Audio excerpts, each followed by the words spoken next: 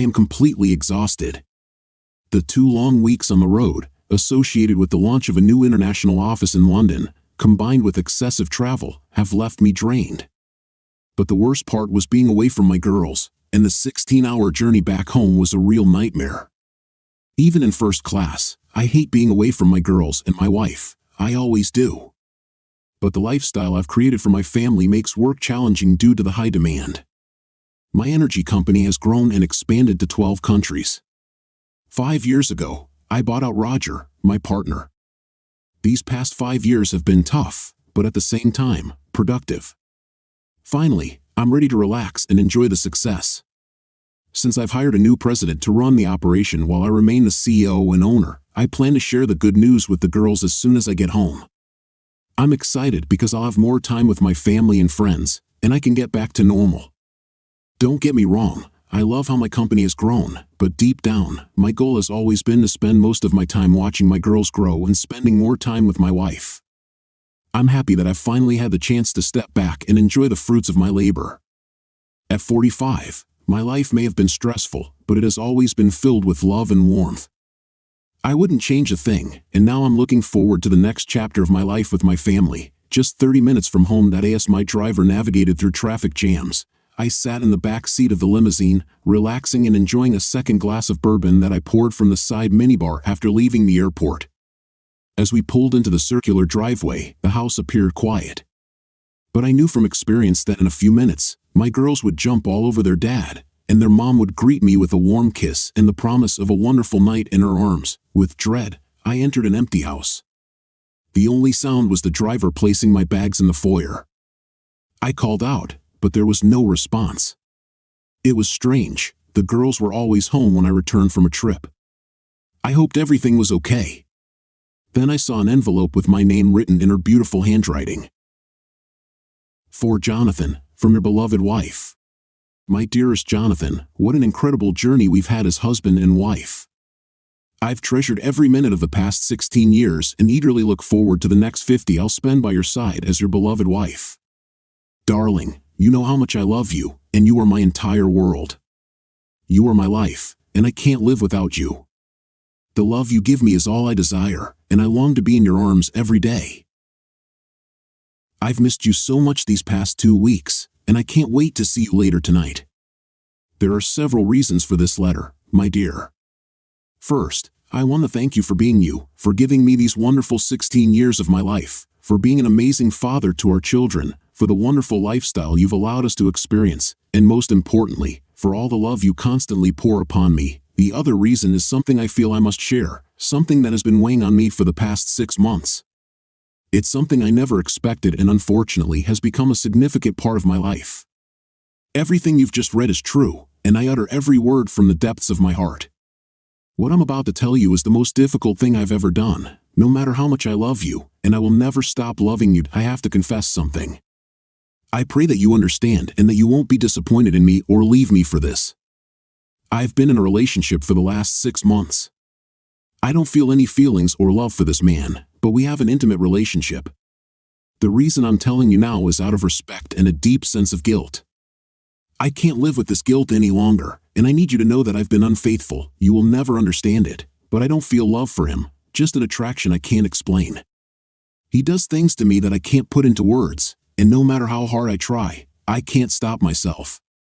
He's become my addiction, and I need him in my life. Please believe that I've done everything I can to keep this a secret and not let it affect our lives. Nothing has changed between us since it started, but I understand that it can't end soon. So, it's only fair that you find out everything without secrets, my love. I love and respect you too much to do this. Please understand that my need for him is purely physical, and I won't let being with him interfere with our love or intimacy. I just needed you to know that there's another part of me that I gave to someone else, man, but this part of me has nothing to do with my love for you and the importance of our family. Family is the most important part of my life and my #1 value. Nothing will change that. Our girls are staying over at your mom's place. So, don't worry about them, and they can't wait to see their dad in the morning. I'm with my friend tonight because I wanted to give you some alone time to read my letter and figure out how things will go from here. I'll be home around 10 p.m., and we can continue where we left off, as if nothing has changed because nothing has changed. Dear, just remember, when you read this, that you are the love of my life, and I'm yours until death do us part. I'm yours, darling, and I'll give you everything you desire or need. Thank you for being you and the best husband a girl can dream of. With love always and forever, your devoted wife, Sui. After finishing the letter, I realized that the bourbon glass I was drinking from was now embedded in the wall. I didn't even remember throwing the glass, let alone throwing it with such force that some shards remained in the wall. The ability to make quick decisions is what led to my success in business, and now I was acting out of habit. I grabbed a piece of paper and wrote a response letter, sealed the envelope with her name clearly written on it, and placed it on the table next to the one addressed to me. I put her letter in my pocket, packed some luggage, and went up to the girls' room to pack clothes for a few days as we had a short trip ahead. In the car, I called my supervisor and told him to arrange a corporate plane for a trip to San Francisco, where I would be with my daughters in the near future. At 6:30 that evening, I was in my car, heading to my parents' house to pick up the girls. I have a corporate apartment next to my office in California, where I had already stored a full set of clothes and everything needed for an extended stay. When I arrived at my parents' house, the girls came running to greet me with big smiles on their faces and 100 kisses. They were happy to see me, and I felt like I was smiling for the first time since I got home. Daddy's back. We missed you, Daddy, and we didn't expect to see you until tomorrow.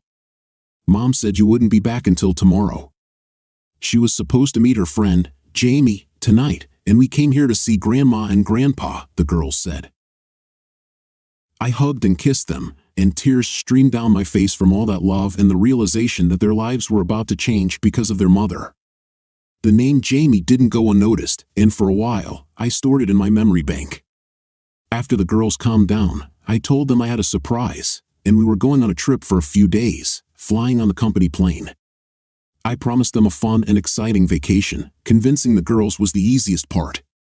Explaining something to Mom and Dad is a completely different story. They clearly sensed my pain and opposed my taking the girls until I let them read the letter. I explained that I needed some time to get to a safe place to think and plan everything without letting emotions get in the way. I left a letter for Zoe and told them I would call her from the plane. I promised that I would be back in 2 weeks, and it was just a short trip, and not to worry about the girls, as they would be well taken care of. When we boarded the plane, the girls were running up and down the aisle of the 16-seat plane and playing with the flight attendant, whom the girls adored. Jessica was one of our regular attendants, and over the past 2 years, we had become good friends. Spending hours alone on flights can create friendships with the right people. It was 11 at night, and the girls had fallen asleep.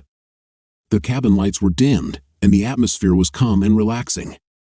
That's when I dialed the home number to speak with Zoe. Jonathan, where are you, honey? Sui, listen attentively, don't interrupt, as I might lose signal at this altitude. I know you've read my letter, and you know the girls are with me. They'll call you in the morning. I'll call you in the next few days to discuss everything. Call Mom and Dad if you need anything. Meanwhile, good night. I hung up before I could respond. The flight went smoothly, and we landed at 1 in the morning. I took the girls to a waiting limousine, and sometime later, I arrived at my house. I tucked them in, kissed them, and 10 minutes later, I fell asleep without even unpacking the bags. We would have time for that tomorrow. Jennifer, 13, and Key, 15, looked at me with curiosity after the call, almost as if the older one had a sad look. Mom betrayed you, Dad. My heart broke hearing her statement. Holding back tears, I simply shook my head and told them to get dressed for dinner. It was the hardest thing I had ever had to do, but I knew with love and support, they could navigate the challenges ahead. That very morning, before the girls woke up, I called my family lawyer, who was on the East Coast and already sitting at his desk. I've known George for 20 years, and we've been through a lot together.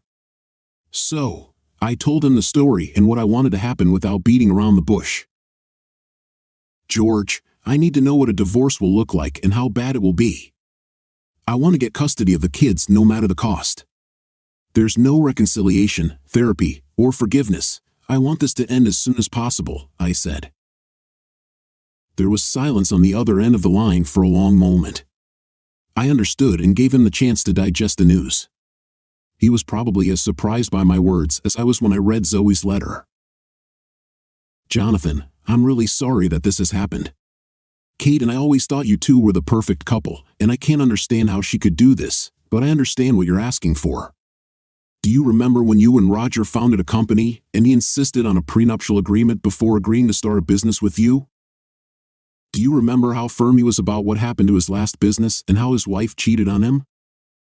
Well, your prenuptial agreement is drafted and up to date. And if you've truly had an affair, you waive your rights to the children and any financial benefits from the marriage for many years. As your company grew, I set up a prenuptial relationship, worked with your corporate lawyers, and transferred most of your assets to a trust of which you were the beneficiary: a house, cars, bank accounts, and investments. Everything is under this untouchable trust. This means that if you violated the marriage contract, you leave the marriage with what you brought in and lose any rights to the children. I know we didn't put all this in place for this purpose, but it seems like everything will work in your favor. George, you're right. Never in a million years would I have thought she'd betray me, and I completely forgot about the prenuptial agreement, but George, all I have is a letter confessing her infidelity. What more do we need? I asked. Well, a confession on video or recording from her would help, along with some photos or a confession from her lover. George, can you take care of this while I'm here in California with the girls? Money doesn't matter, and I want to gather evidence as soon as possible. I don't want this to drag on. There's a name, girls, a guy named Jamie.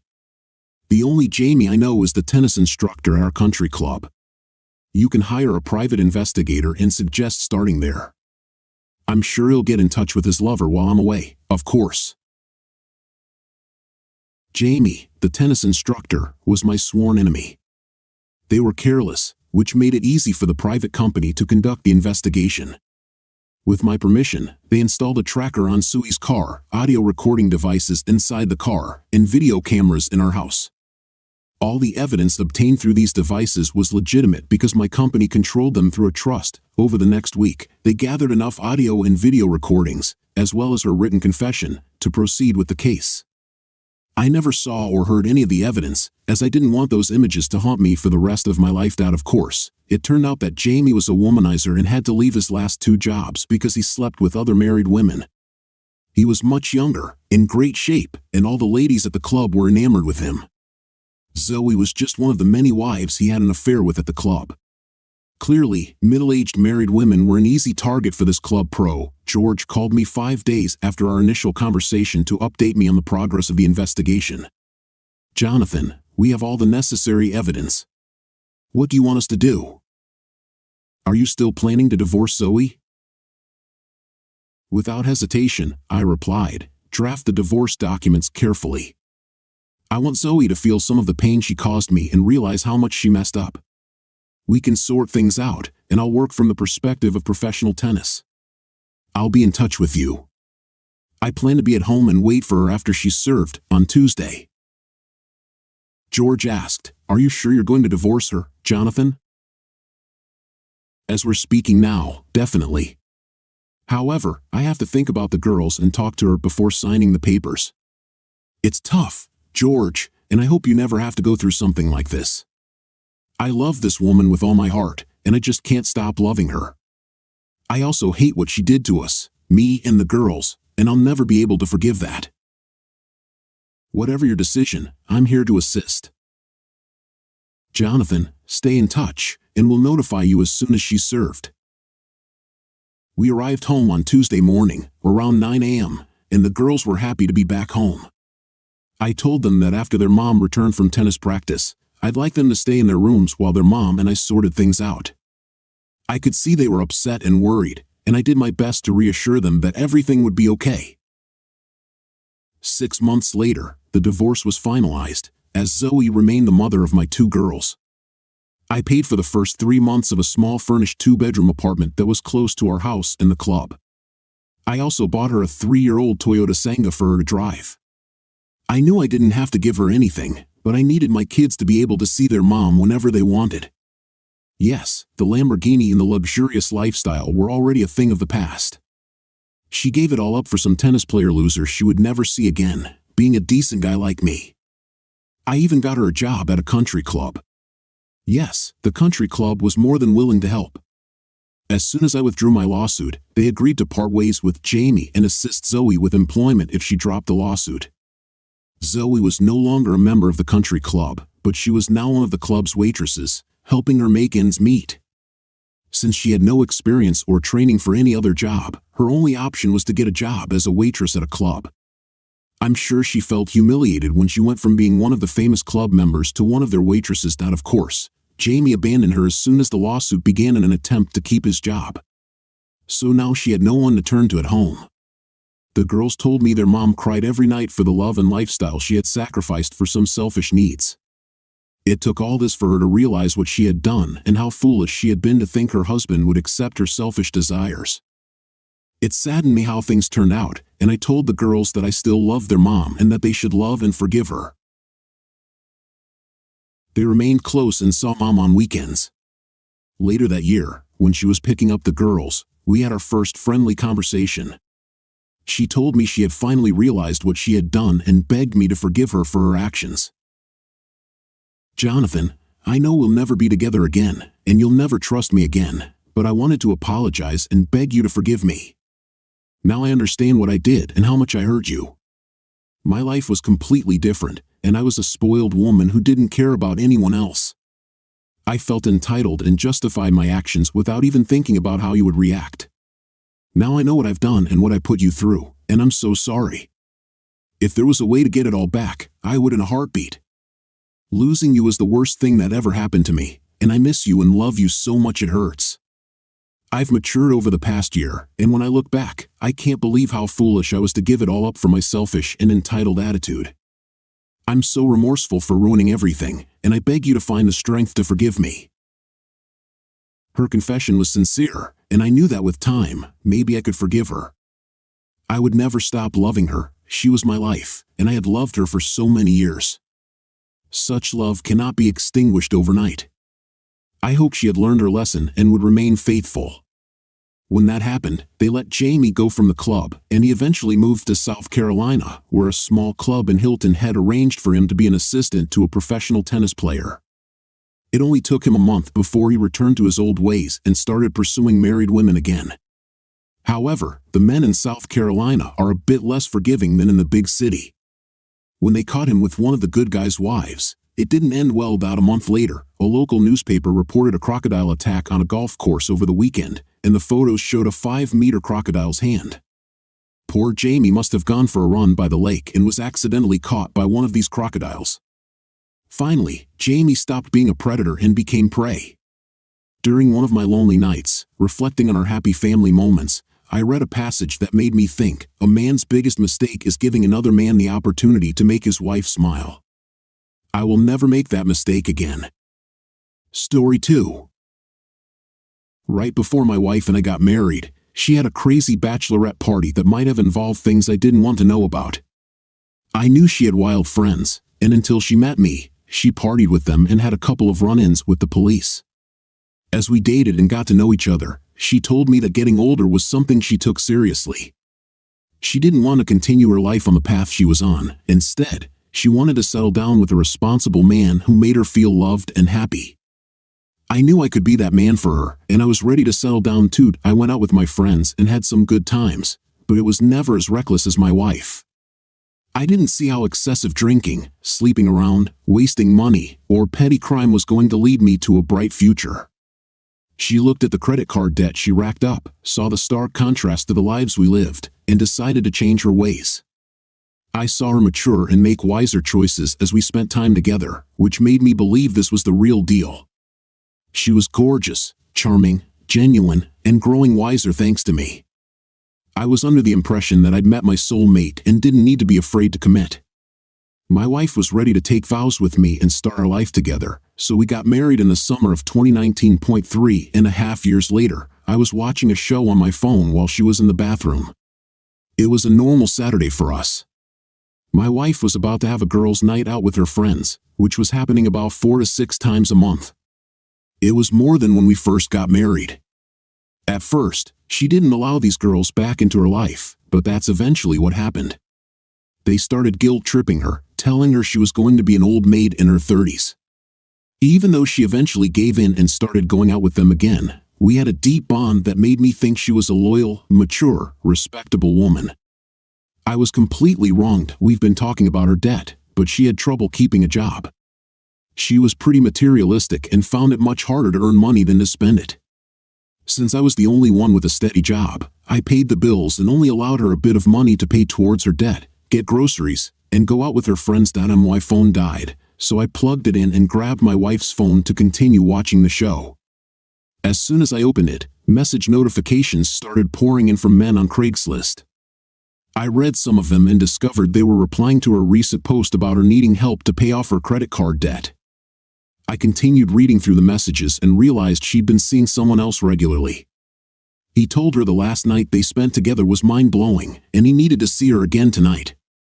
I threw the phone across the room and just laid there, processing and thinking through what I had just read. I felt like I became a void that might try anything to fill the emptiness. Before my wife came out of the bathroom, I realized I needed to save screenshots of those messages to prove she was at least talking to other men like this. Since I had much better credit, I'd bought our marital house completely on my own. Now that this was happening, I feared the worst possible scenario, which included her taking my home from me. After I took 2 screenshots, sent them to myself, and put her phone back where it was, she entered the room and asked if I was okay. I could tell she was nervous that I might have seen her phone. I said I was fine. I had to catch her meeting another man to get evidence and help my brain accept that this was real. If it was so much worse than her spending time drinking with her irresponsible friends. I arranged for my friend to pick me up and follow her that night. First, we followed her to a Starbucks where she met an anxious-looking man who clearly didn't want anyone to know what they were up to. They got into his car without ordering anything, and we followed them into a large neighborhood to avoid being seen. We circled around until we saw them enter a house. The curtains weren't fully shut, so from across the street, we saw them enter the living room, start making out, and drop onto the couch. I got a little closer to take pictures as my heart pounded and my hands shook. Then I crouch-walked back to the car, and my friend drove me home. During the ride, we discussed the disturbing reality of what was happening to me. My wife was cheating on me with multiple men for money. He started spreading rumors through his phone to her friends, and through them, it spread until it reached my wife's closest and dearest connections.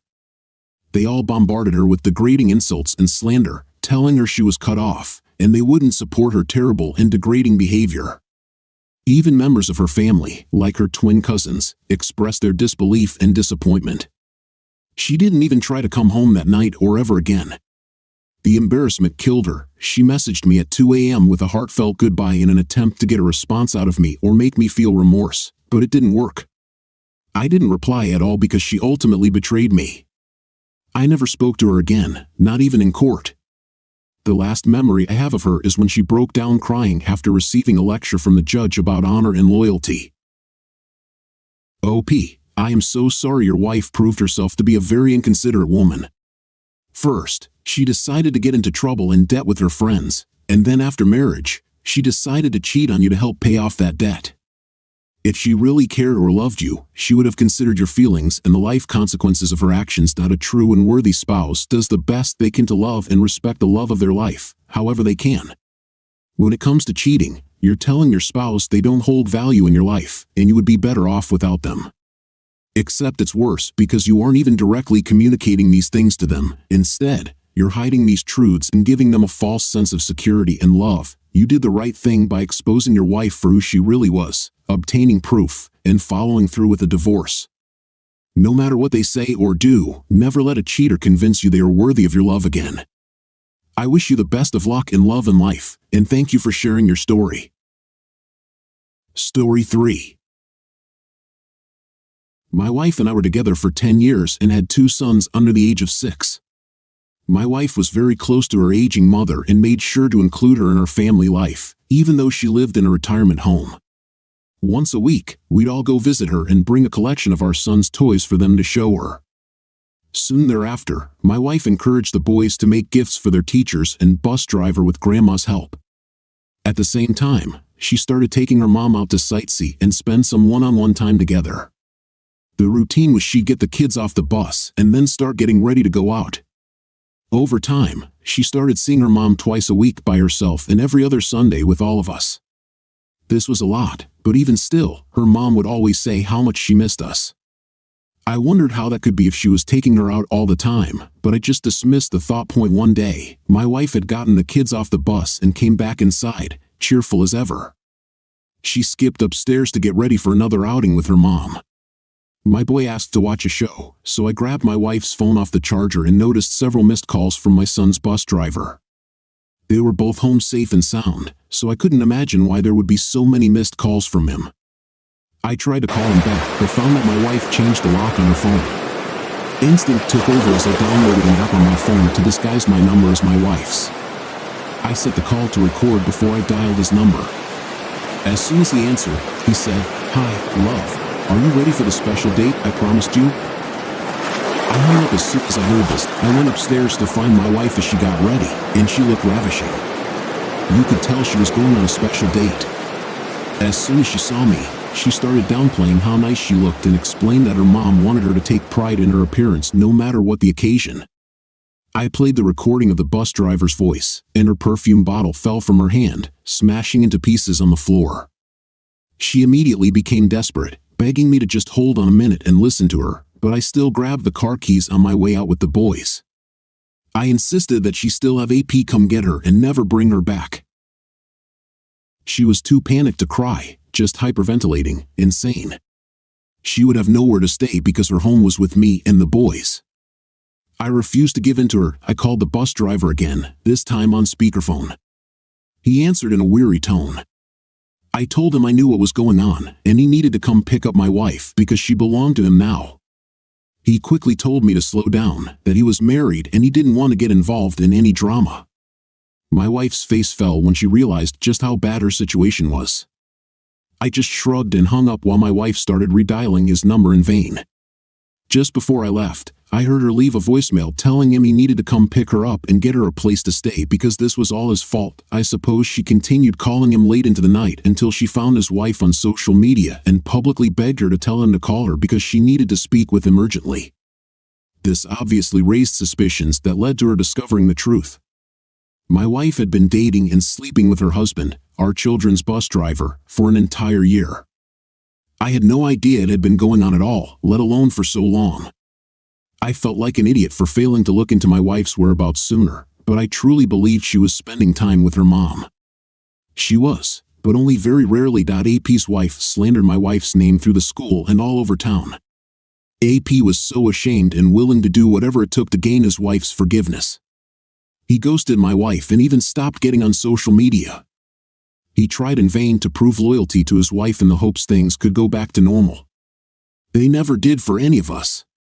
My wife was morally embarrassed that her lover had given her up at the first sign of trouble, and that in her attempts to get his help, she broke his family apart and made things worse for herself. I also jousted her until the visitation schedule was made, and I was awarded primary custody. Her desperate affair cost her her reputation, self-confidence, and family. She isn't the same as she was, and I doubt she'll ever be. I'm thankful I'm not the one who has to figure out how to live with myself without my kids because of some stupid mistake that shouldn't have happened. AP even apologized to me, explained that when he started seeing my wife, he was in a bad place in his own marriage. He justified seeing my wife by deciding that he only needed to rely on someone emotionally. Emotional support turned into physical, and then before he knew it, they were living a double life and got caught red-handed. I am sorry your wife cheated on you with your son's bus driver. I can't imagine how she didn't feel extreme guilt and shame for going behind your back with someone that played a role in your children's lives. Not only that, but she used her elderly mother as a cover-up. The time she spent betraying you with this man could have been time spent improving the quality of her mother's life. After this complete disaster was revealed, it's no wonder she experienced grief and slander. It's clear that she didn't consider the potential consequences of seeing another man in the first place. What appeared at first to be her consideration for others and genuine kindness turned out to be the perfect way to hide what she was really doing. I am sorry you were put through this very real nightmare. It is never easy to recover from infidelity, but just continue to remind yourself that you and your children deserve better. Story 4. 25-year-old male, and my girlfriend, 24-year-old female, met 3 years ago at a party my fraternity was hosting. Admittedly, I was pretty wild toward the end of my college experience. I felt like I had everything figured out, and the last semester I was in school, I had a huge case of senioritis. When I met my girlfriend, originally I thought it was just going to be a hookup. However, I quickly realized that she and I had something serious between us. We started officially dating, and we were monogamous toward each other. We both graduated and got jobs after college, and about a year after, we decided to move in together. Both of us were new in our fields, and we were doing everything in our power to work our way up. My girlfriend wasn't very happy with her job. She felt like she was being overlooked a lot of the time, and some of the tasks that she was doing seemed disrespectful compared to things some of the other employees were doing. It ended up paying off for her because she was offered a promotion directly by her boss. She had a lot more responsibility, and she got quite a large pay raise alongside it. The initial job description she gave me didn't make it seem like she would be spending a lot of late nights at the office, but every so often, I would get a text message saying that she wouldn't be coming home for dinner. I'd offered to bring her food or stop by and help her out so she wasn't there too late, but she always declined. I really trusted her, so I never thought anything was happening. I believed everything she said when she told me she was working out a couple of months after she got her promotion. She told me that she would be traveling to a conference for work. It was going to be across the country in Los Angeles. There were a ton of things she had always wanted to do, and several of them were in California. We had talked about vacationing there together before, so I suggested that it could be fun for me to take the time off work and join her. She quickly shut that idea down.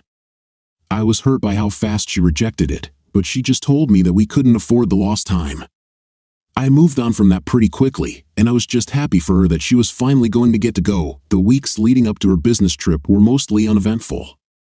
A few days before she left, we got into a small argument about our relationship. She had been staying late at work more often, and I felt like she wasn't being attentive. So, I confronted her about it. She was really defensive and tried to tell me that she just had to work harder than I did to get places in life. Our different upbringings have been a point of contention with us in the past, but I hated when she brought it up. I have been lucky enough to have familial connections in my industry. I grew up in an upper-class household, and I was able to afford to go to good schools. I was a legacy in my fraternity, and I had plenty of contacts thanks to my family. My girlfriend didn't have any of that, and she would often throw it in my face as if I didn't deserve any of the accomplishments I'd made. After the argument, things were a little awkward, but she promised me that we would talk more about it when she got back from her trip. I told myself that I was just going to forget about it and let her enjoy her time while she was there. Before she left, she told me that she would call me every night that she was in California. I had actually been looking forward to it because I was interested to know what she was getting up to. The first night, she called me and gave me a rundown of her entire day. She was somewhat jet-lagged and exhausted from the plane ride, so there wasn't much to report. Though on the second day, I was waiting by the phone at the time we set aside to call, and she never reached out. I ended up texting her to see what was going on, but she didn't reply until the morning. She told me she passed out and didn't set an alarm. I accepted that she had given me no reason to doubt that story, so I believed it once again. The following night, she never called me. I felt kind of foolish just waiting by the phone for her to reach out. I ended up getting an invite to a party a friend was throwing, so I went to that instead. Aside from texting every so often, I didn't talk to her for the entire 5 days she was in California. I was excited for her to come home, but at the same time, I knew that we were going to have a difficult conversation when she finally got back.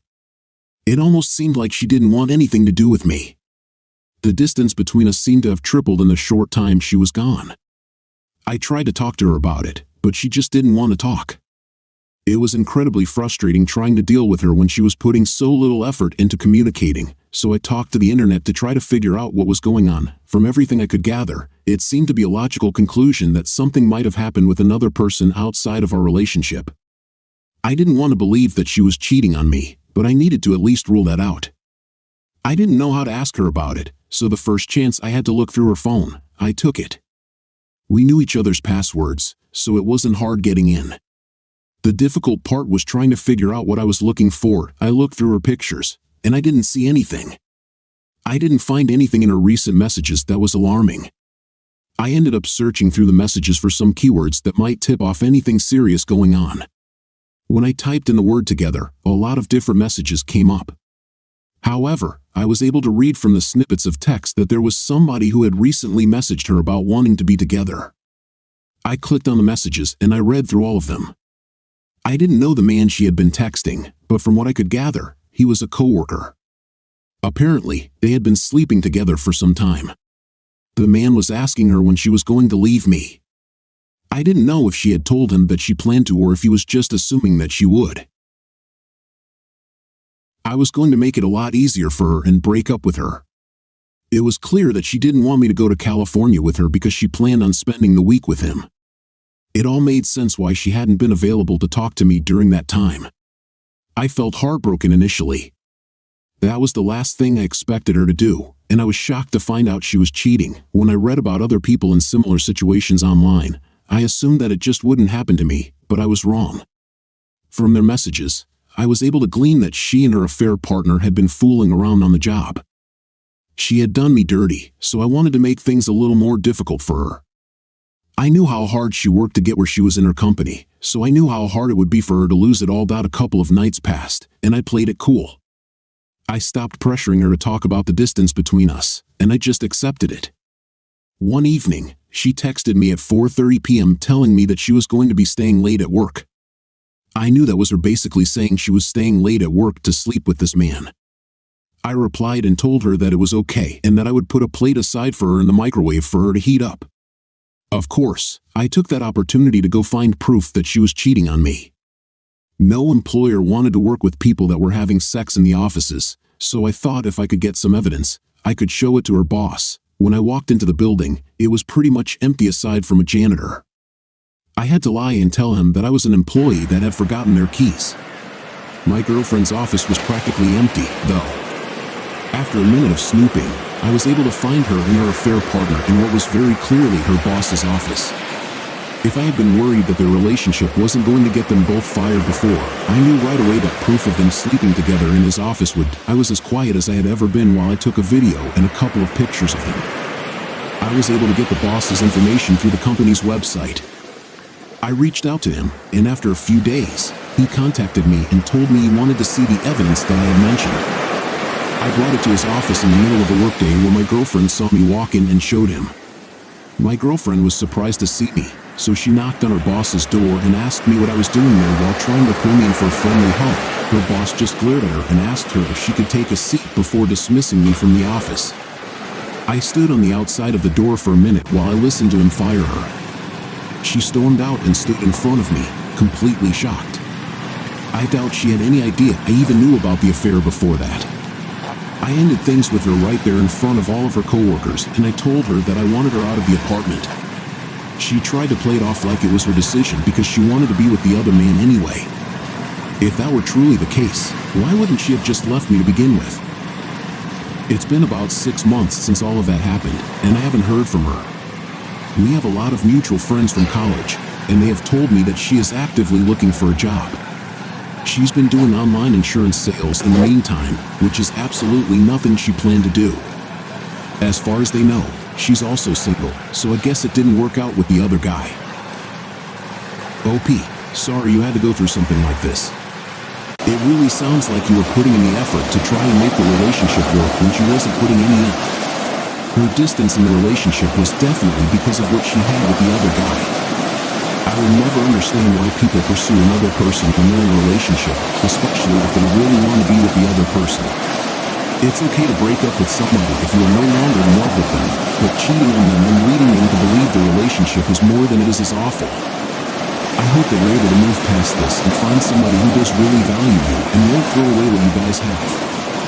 I wish you the best of luck moving forward. Story 5. I realized that we came from completely different backgrounds in regard to our families. Mine was much more traditional, not necessarily in a good way. We weren't super close. I had a father who was not very involved because he thought that child rearing was a woman's job. Her family was everything I wished mine was like growing up. She had several brothers and sisters. Her parents were always involved in her life, and they all genuinely seemed to enjoy being around each other. I was welcomed into their family with open arms, and I had never been happier. My wife's involvement with her family was something I admired, and I hoped to be close to them as well. Her youngest sister was 8 years younger than her, and she was probably one of the family members she was the least close with because of the age gap. So when her sister reached out about needing a place to stay, my wife welcomed her. She thought it would be a good opportunity for them to spend time together and bond in ways that she had with her other siblings. Her sister was going through a tough time in her life. Her boyfriend, whom she had been with for years, had been injured at work and couldn't go back. He was receiving disability payments, but it was only a portion of his salary, and they were having trouble paying the bills. They were just going to stay with us until they knew what to do about moving into a new place and getting new jobs. Everything was great at first. I loved seeing my wife with her sister. I could tell that they were both happy to have the time together. I also really enjoyed spending time with her boyfriend. He was a lot younger than me, but we still had a lot in common. The trouble started when my sister-in-law found a job, and her boyfriend didn't. My wife was a stay-at-home mom, and it was in the middle of the school year, so she was home alone with him for about 8 hours every day. Never in a million years did I think that they would be sleeping together during that time. The first thing I noticed that clued me into their relationship was finding a pair of boxers in my bedroom that didn't belong to me. I asked my wife about it, insinuating that there was only one other man in the house. She laughed it off and told me that it was probably something that she dropped on the floor when she was doing laundry. I wasn't entirely satisfied with that answer, but I didn't have anything else to prove that she was being unfaithful. A couple of weeks went by, and nothing else happened. I was starting to think that I was overreacting when I saw the boxers, but then I smelled his cologne on my pillow. It's one of those things where you know that you're not wrong, but it's difficult to prove. I sleep on that pillow every night. I know what it smells like. When I told my wife that it smelled like another man, she thought that I was hallucinating. She assumed that I had been paranoid and was thinking of anything that would align with my story. My gut was telling me that something was wrong, so I needed to prove it. The next day, I installed a nanny cam in her bedroom to see if I could catch her in the act. Surprisingly, it didn't take long before I got the evidence that I needed. Just 2 days after the installation, when I checked the footage, I saw my wife in bed with her sister's boyfriend. Divorce was the only option for us after I saw that. I had no intention of trying to reconcile what we had before this. Honestly, I wanted to hurt her the way that she hurt me too.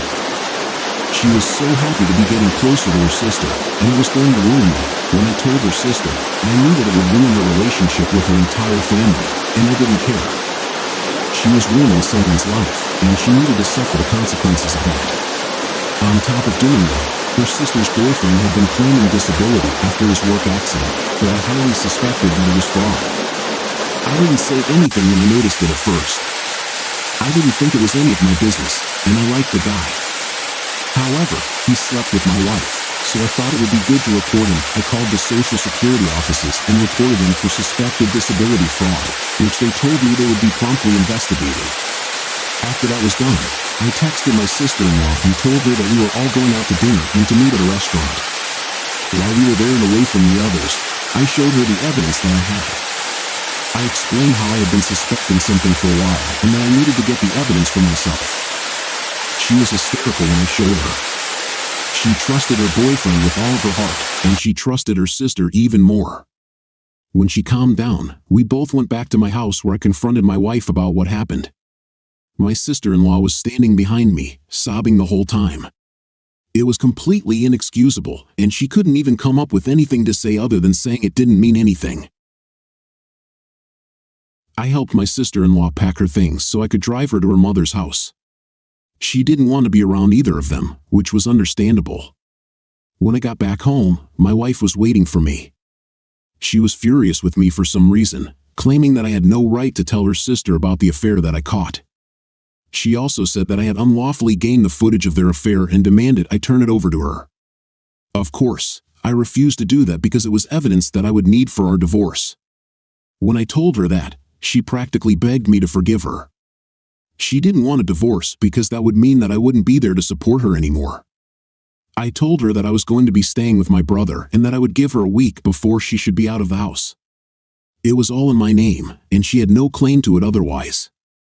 On top of that, I told her that she needed to make sure her new boyfriend was out of the house too.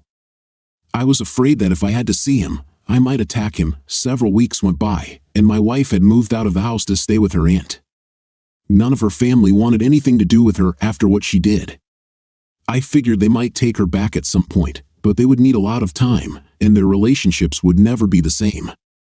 The boyfriend ended up having to go back to work because the Social Security office deemed him fit to do so. I got a hateful voicemail from him, complaining about how vile he thought I was for reporting him to the office. I just ignored it.my wife and I ended up getting divorced. The funny thing is, I think I am more involved with her family than she is. I didn't want to take my children away from that side of their family, so I stayed in the same neighborhood, just in a different house. They're all still very upset about what she did and are trying to find ways to move on.